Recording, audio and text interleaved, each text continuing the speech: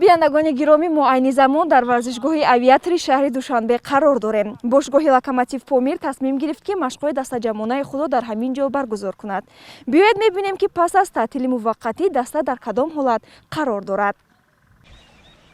Чихеле ки сармураббии даста Мубин Эргашев мегӯяд, таътили муваққатӣ ба ҳолати ҷисмонию физикии даста то андозае таъсири манфӣ расонид. ҳарчанд дар давоми таътил барои ҳар як бозигар баҳри нигоҳ доштани организм дар ҳолати муқаррарӣ барномаҳои инфиродӣ пешниҳод шуда буд, вале ин барномаҳо натавонистанд варзишгаронро дар ҳолати хуб нигоҳ доранд.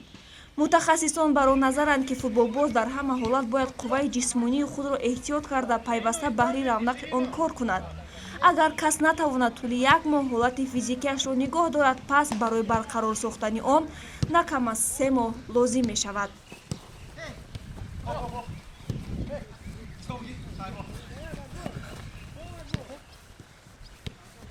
Мы как 3 дня возобновили тренировки в одноразовом режиме. К сожалению, многие ребята в физическом плане отстали немного, не тренировались.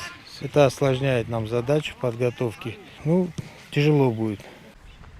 17 июн дастаи Локомотив Помирро мебояд дар доираи бозиҳои даври панҷуми мусобиқоти Лигаи Олӣ бо тими Куктоши ноҳияи Рӯдакӣ рақобат кунад. Мушкили дигаре, ки Локомотив Помир дорад, ин масъалаи кадрӣ мебошад, чун яке аз бозигарони калидӣ Эмомалӣ Аҳмадхон ҷароҳат бардоштааст ва легионерҳои даста бо сабабҳои маълум дар бозиҳои интизор ширкат карда наметавонанд. Кори Эргашев бо дастпарваронаш хеле мушкил хоҳад шуд.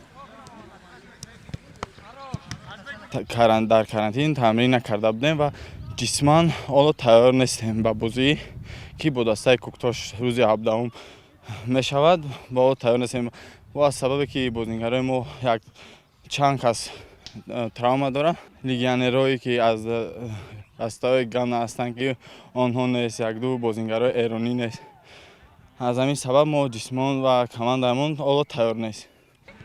ёдовар мешавем, ки тими Локомотив Помир барандаи медалҳои тиллои мусобиқоти Лигаи якуми футболи кишвар дар соли 2019 буда, айни замон бо дарёфти 4 имтиёз дар зинаи 7-уми ҷадвали мусобиқоти Лигаи Олӣ қарор дорад.